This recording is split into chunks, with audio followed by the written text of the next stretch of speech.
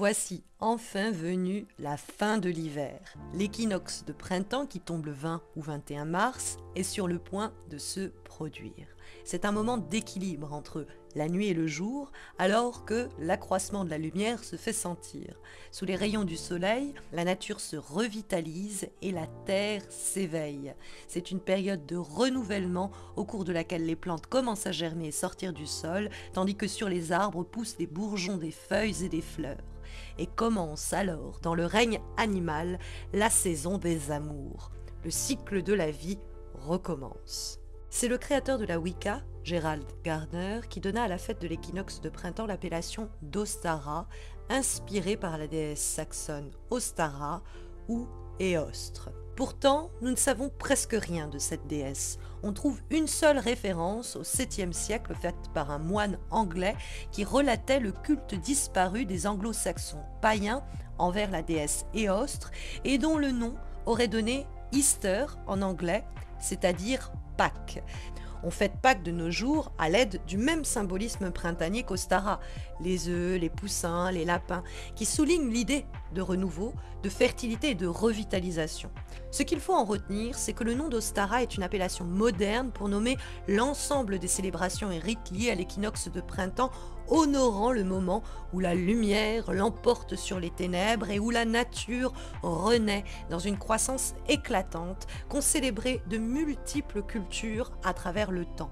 Les Mayas, par exemple, célèbrent cette date depuis plus de 1000 ans. Quand le soleil se couche sur la pyramide cérémonielle d'El Castillo au Mexique, il crée une illusion connue sous le nom du retour du serpent du soleil. Le soleil fait en effet apparaître ce qui ressemble à un serpent géant qui descend les marches de la pyramide pour rendre hommage au retour de leur dieu solaire. À Angkor Wat, au Cambodge, le soleil monte du côté de la tour centrale au matin de l'équinoxe de printemps et vient se poser tout en haut de la spire du temple. Ces sites et bien d'autres marquent la position du soleil au moment de l'équinoxe. Et si nous ne saurons jamais si ces sites ont été érigés pour des événements rituels ou simplement comme calendrier pour marquer le passage du temps, ils prouvent néanmoins que différents groupes d'humains ont honoré cet événement astronomique depuis des milliers d'années. En Grèce antique, par exemple, on honorait à cette période le dieu de la végétation Dionysos, dont la force revenait quand la terre refleurissait. On honorait aussi Perséphone, qui revenait des enfers pour passer 6 mois sur terre auprès de sa mère, la déesse Déméter. Au nord, c'est la déesse Freya qui quittait la terre durant l'hiver pour revenir au printemps et dont on célébrait à ce moment le retour. L'équinoxe de printemps représente un moment idéal pour se débarrasser du passé et commencer quelque chose de nouveau. C'est d'ailleurs pourquoi on parle sans doute de grand nettoyage de printemps. Qu'il s'agisse d'assainir votre maison ou de vous purger émotionnellement, ou sinon spirituellement, il est question de faire de la place pour du neuf. C'est aussi la période pour prendre quelque chose de vieux et le réparer ou de le rénover, qu'il s'agisse d'une vieille armoire comme de votre personnalité, en prenant de bonnes résolutions comme on le fait au Nouvel An. Ostara, c'est également la saison des amours. Les relations fleurissent à cette époque de l'année, à la façon dont les envies de batifoler saisissent tout le règne animal. Enfin, ce sabbat équinoxial est avant tout une occasion de croissance. C'est le moment idéal pour planter nos propres graines de l'année, au sens littéral dans le jardin, mais aussi sous forme d'objectifs que nous allons transformer en réalité, en semant donc les graines de nouveaux projets et inspirations spirituelles comme concrètes, comme nous le verrons d'ailleurs dans un des rituels d'Ostara que j'aborderai dans cette vidéo. Et pour ce faire, je vous propose à présent de découvrir les correspondances de l'équinoxe de printemps afin de créer votre propre autel. Pour votre autel d'Ostara, privilégiez les couleurs pastel, comme moi le rose, pour symboliser l'amour et la tendresse, mais vous pouvez également utiliser du vert, signe de croissance, d'abondance et de fertilité. Pour vos objets, privilégiez l'argenté pour favoriser les aptitudes psychiques et l'intuition.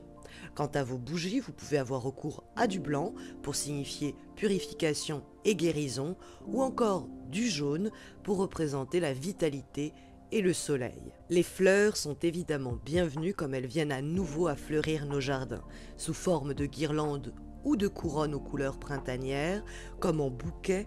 N'hésitez pas à décorer votre autel avec des fleurs de saison. En cet équinoxe, votre autel peut honorer différentes divinités printanières. Mon autel célébrera l'une des plus anciennes déesses grecques honorées à cette époque de l'année, à savoir Gaïa, terre-mère dont émanent toutes les choses vivantes. Quand le printemps arrive, Gaïa s'éveille tandis que ses transformations se produisent et ses créations prennent vie. Mon autel est également dressé en l'honneur d'Aphrodite, la déesse grecque de la beauté, de l'amour, du plaisir et de la procréation. Elle est associée au pouvoir régénérateur de la nature et se trouve par conséquent liée au printemps. Chez les Romains, c'est son équivalent Vénus qui était honoré. Vous pouvez également placer sur votre autel des animaux totems. J'ai pour ma part choisi le lapin, symbole de fertilité et de prospérité, mais vous pouvez honorer les poussins qui représentent la naissance d'une nouvelle génération, ou encore, pour symboliser la renaissance, vous pouvez mettre en scène des papillons, ou encore, plus rare, l'animal mythique qu'est le phénix qui représentera également la renaissance. Vous pouvez également disposer des symboles forts propres à Ostara, comme les œufs, qui sont des symboles de création et de fertilité. Pour les senteurs d'Ostara, tout parfum floral est bienvenu. J'utilise une bougie créée spécialement en l'honneur de ce sabbat, mais vous pouvez utiliser pour vos bougies aromatiques des senteurs, par exemple, de rose. Pour les huiles, j'ai recours à une concoction également conçue pour l'équinoxe de printemps, mais vous pouvez privilégier sinon les senteurs de chèvrefeuille, de fleurs d'oranger ou encore de prime vert. Et pour l'encens, ici encore une fois un mélange créé spécialement pour le sabbat d'Ostara, eh bien vous pouvez utiliser des fragrances, encore une fois de rose, de citronnelle ou encore de lilas. Pour vos pierres, vous pouvez utiliser de l'agate, ici fleur de cerisier pour le courage, la force et la protection. Du quartz rose, sous sa forme de sphère pour ici favoriser l'amour. Et de l'aigle marine, symbole de paix et de purification, ici à nouveau sous une forme sphérique pour rappeler la forme de l'œuf. Pour les offrandes alimentaires, vous pouvez déposer sur votre autel des fruits de saison. J'ai décidé pour ma part de réaliser un nectar d'Ostara à l'aide de bananes, de poires et d'oranges. Il est offert dans un mug créé en l'honneur du lapin, qui est l'animal totem de mon autel. À présent que l'autel est installé, profitons de son énergie pour concocter 2 filtres d'amour, l'un pour l'amour de soi et l'autre pour attirer l'amour à soi. Et tout cela sous la protection d'Aphrodite. Nous réaliserons ensuite un rituel de renouveau avec l'aide de Gaïa avant de terminer par une séance de divination avec un miroir noir. Mais nous démarrerons d'abord avec un rituel de guérison qui a pour but de recoller les morceaux, de réparer le cœur qui a été brisé par les actions des autres ou par le destin. Et pour ce faire, j'ai en partie recours à l'art du kintsugi. Kin signifiant or et tsugi, jointure en japonais, cette méthode qui est née au XVe siècle consiste à réparer les porcelaines ou les céramiques brisées en les embellissant à l'aide de lacs saupoudrés de poudre d'or. Cela sera mon offrande principale lors du rituel avec Aphrodite. Pour le réaliser, j'ai recours à un kit tout prêt. Mais vous pouvez, si vous le souhaitez, tout simplement réparer un objet que vous avez cassé ou qui s'est de lui-même brisé. Et je dispose la délicate mais puissante pierre de morganite liée au chakra du cœur et je brûle cette huile pour manifester l'amour dans ma vie et amplifier l'amour de soi. J'utilise également du sel jaune pour favoriser avec puissance le travail de purification et je bois ce thé aphrodisiaque qui donnera un coup de boost à mon bien-être tout en m'apportant un sentiment d'enracinement et de connexion avec mon cœur et avec mon corps alors que je recolle les morceaux.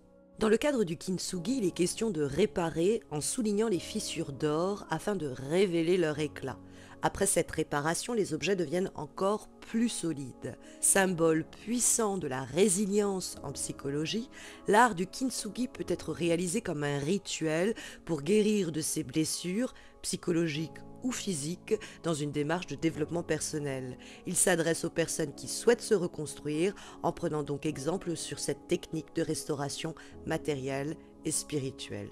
C'est pourquoi mon objet réparé, un cœur symbolique, sera offert à la déesse Aphrodite dans le cadre de ce rituel de guérison.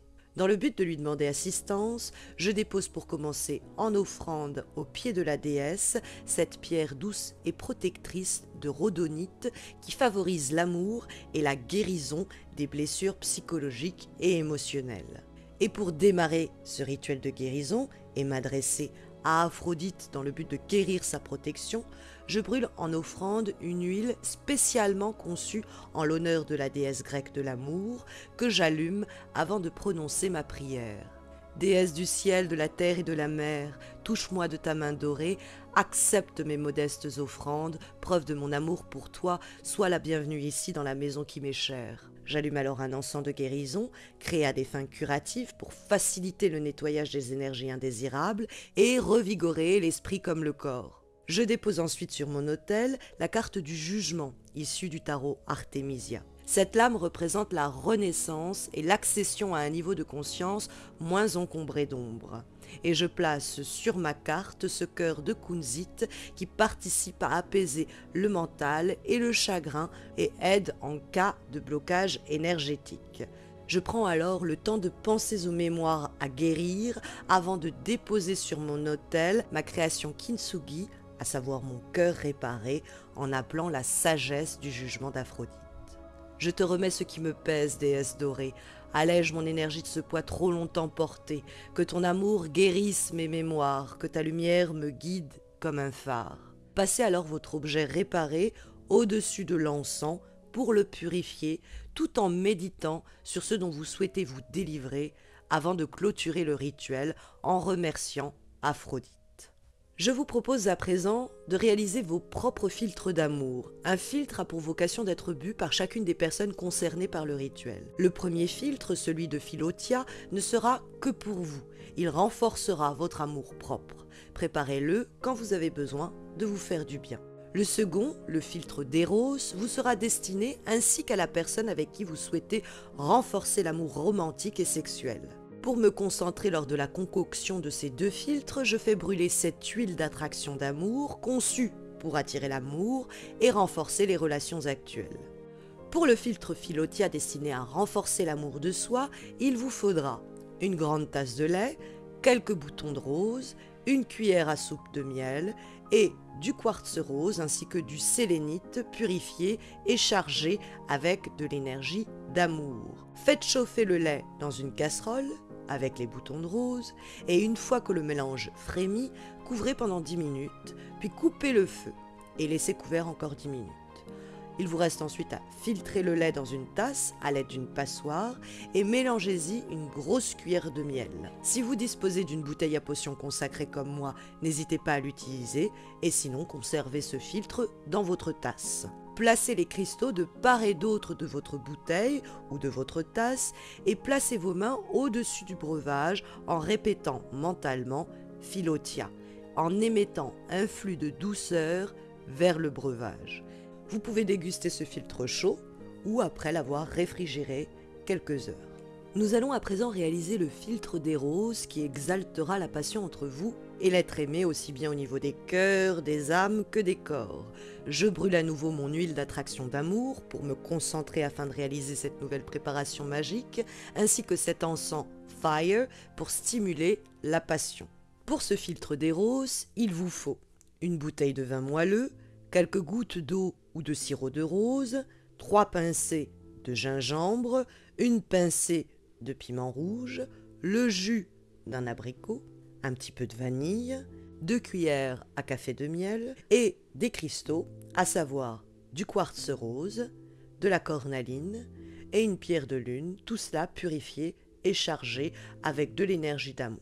Faites d'abord chauffer le vin dans une casserole avant d'y incorporer les ingrédients un à un en remuant.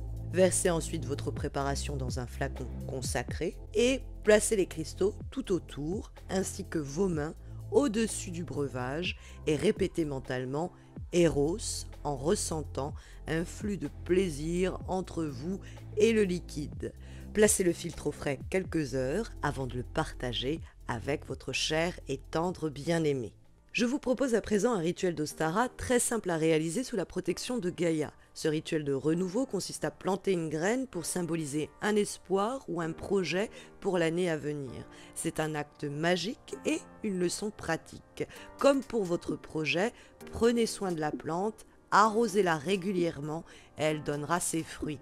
Négligez-la et elle risque de flétrir. Pour ce rituel de renouveau, disposez sur votre autel un œuf décoré pour la saison, de l'encens pour honorer Gaïa et de l'huile pour le rituel, sinon une bougie. Un pot de fleurs avec un peu de terre et puis évidemment une graine. Pour démarrer ce rituel sous la protection de la déesse, je brûle mon encens conçu ici en l'honneur de Gaïa et je dépose en offrande à ses pieds cette tour d'agate mousse. Je sonne alors ma cloche avant de m'adresser à elle. Je viens célébrer le festival du printemps, Gaïa, quand tout autour de nous la vie se renouvelle.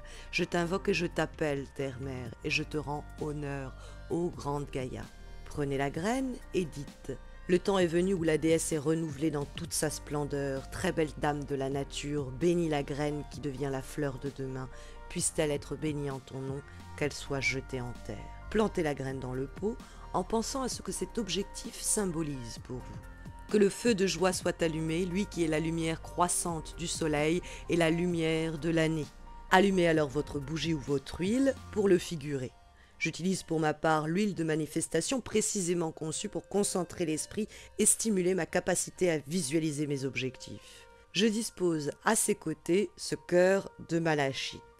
Prenez ensuite l'œuf dans votre main en pensant à ce qu'il représente, c'est-à-dire le potentiel, la vie ou encore la renaissance. C'est en effet le moment de faire une pause pour réfléchir à ce que ceci symbolise pour vous. Quand cela est fait, prenez congé de Gaïa en la remerciant avant d'éteindre votre bougie ou en sonnant votre cloche pour terminer le rituel. Pour terminer, je vous propose une séance de divination à l'aide du miroir, outil magique par excellence de la sorcière. Le miroir est pourtant un instrument souvent sous-utilisé, alors qu'il peut se révéler pourtant très puissant. J'ai recours pour ma part à un miroir noir, décoré motifs floraux de la saison et doté d'améthyste, pierre de sagesse réputée pour la pratique des arts divinatoires. La tradition du miroir noir remonte au temps des anciens miroirs d'obsidienne et des bassins sombres dans lesquels les Grecs parlaient aux esprits. S'il sert le plus souvent à la divination, comme je vais l'utiliser, d'autres y ont recours pour le voyage astral ou même pour voir leur vie passée. À la place d'un miroir noir, sachez qu'il vous est possible de travailler avec un miroir classique dans un endroit très faiblement éclairé. Lors de ma séance de divination, je garde à côté de moi un stylo et du papier de façon à noter ce que j'entrevois dans le reflet de mon miroir. Et afin de favoriser un état d'esprit propice à la divination, je bois un thé créé pour cette occasion et je profite de cet instant pour méditer. J'allume également de l'encens, un mélange conçu pour faciliter les pratiques divinatoires. Et j'allume, vous pouvez le faire également, une bougie noire près de mon miroir. J'essaye alors de regarder au-delà du point au centre du miroir, tandis que la faible lueur de la bougie et les volutes de fumée de l'encens se reflètent à la surface du miroir, permettant souvent à quelques-unes des images les plus reconnaissables de se produire. Je peux alors commencer à décoder, à noter pour une future interprétation.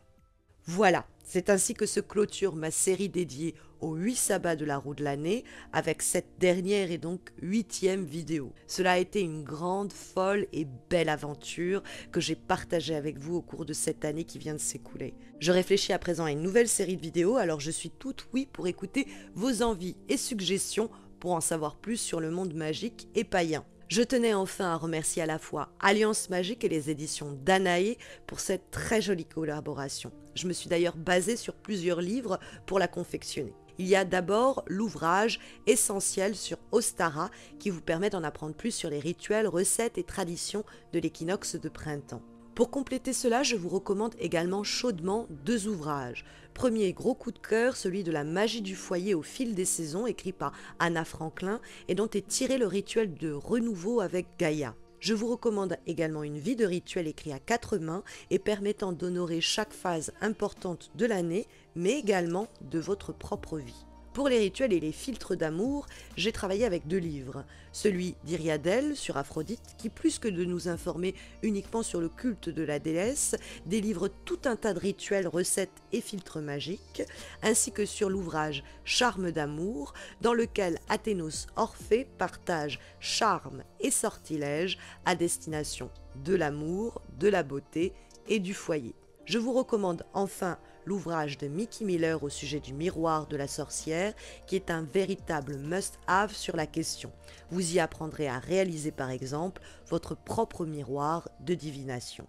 Et je tiens évidemment aussi à remercier tous les artistes et les artisans sur Etsy qui ont participé à ce projet et dont vous retrouverez chaque objet ainsi que leur site internet dans le descriptif de cette vidéo. Tout d'abord, je remercie Alex de Northsmith pour sa très belle statue d'Aphrodite, ainsi que Sergio de Secret Wood Story pour sa très belle statue en bois de Gaïa. La situation est ici particulièrement exceptionnelle. Ces 2 vendeurs sont ukrainiens. Le shop Northsmith d'Alex est ainsi fermé pour des raisons évidentes. Et si celui de Sergio Secret Wood Story est ouvert, je ne sais pas pour combien de temps il le restera. Je réalise en effet cette vidéo en mars 2022, alors que l'Ukraine à qui j'envoie toutes mes pensées est sous les bombes. N'hésitez pas ainsi à visiter leur shop pour actualiser leur statut. Je remercie également Lexir Witchery pour sa très jolie roue de l'année et notre très longue collaboration. Chips and Meadows pour ma très jolie couronne de printemps suspendue au-dessus de mon hôtel. Spirits Whisper pour leur très jolie étagère en bois sous forme de chaudron. Chiwovka pour son adorable mug lapin décoré à la main et dont vous aviez déjà découvert le travail dans le cadre de la vidéo d'Imbolc. Je remercie également Ayamani Naturals pour leurs produits et plus précisément leurs encens, leurs huiles et leurs thés. Je remercie The Divine Moon Shop pour ses 2 huiles, celle d'amour et celle d'Ostara.